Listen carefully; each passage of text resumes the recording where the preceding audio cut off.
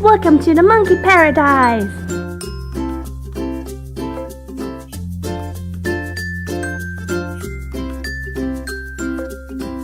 It is not a zoo, they are completely wild! To protect them but still allow tourists to come visit, the Jigokudani Monkey Park was created.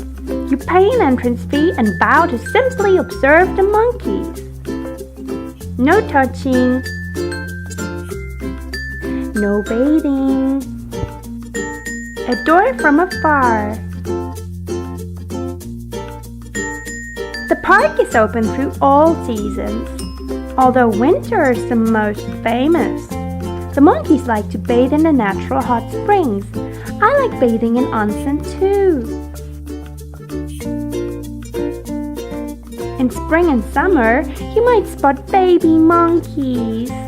And they love to practice their wrestling moves. WWE, watch out! Would you want to come visit these cute monkeys? Comment and give thumbs up if you do. And subscribe to see you in the next video. Stay travel-tastic and see you around!